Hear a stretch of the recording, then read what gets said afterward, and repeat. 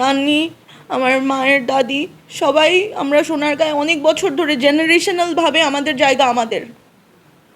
আমার বড় মায়ের জায়গা ছিল, আমার বড় মায়ের জায়গা সে সব আমার নানিকে দিয়েছে, আমার নানাকে দিয়েছে, এবং সেই জায়গা আমার নানা নানির ঘরে আমার মা সহ আরও 4 ভাই এবং আরও 2 বোন, 7 ভাই বোনকে এরকম জায়গা দিয়ে গেছে। সবাই জানে আমার মা সোনারগাঁয়ের মেয়ে, সোনারগাঁয়ে আমাদের বাড়ি, সবাই চিনে এক নামে।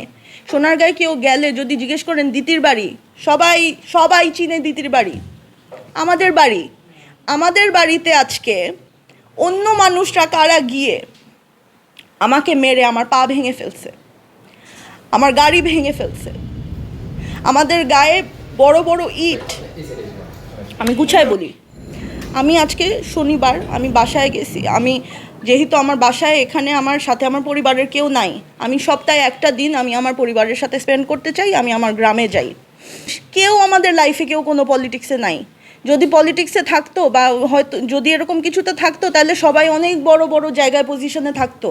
আমার ফ্যামিলি গিয়ে দেখেন খুবই বাজে অবস্থায় থাকে, খুবই সিম্পল লাইফ ওদের।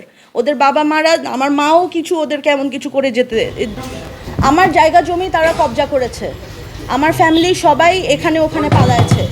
এটা হলো আমাদের সারা সারা জীবনের, আমাদের জেনারেশনাল, আমাদের ইনহেরিটেন্স, আমাদের রাইট, আমাদের প্রপার্টি।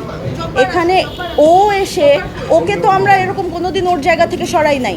ওর জায়গায় এতদিন নিজের মতো থেকেছে, ওর বাসায় থেকেছে। ও আমাদের সবাইকে বের করে দিচ্ছে, আমাদের জায়গা এখন তাদের হাতে। এটা আমাদের জায়গা, আমাদেরকে কে দিবে, কে ফেরত দিবে? আমার মায়ের বাড়ি, আমার নানির বাড়ি, আমার জন্মের পর থেকে আমার নানা বাড়ি, আমার নানি বাড়ি, সবাইকে আমাদেরকে বের করে দিছে। তারা দখল করছে, তারা তাদের পাওয়ার নিয়ে তারা গুন্ডামি করে আমাদেরকে মেরে পিটায় বের করে তারা দখল করছে।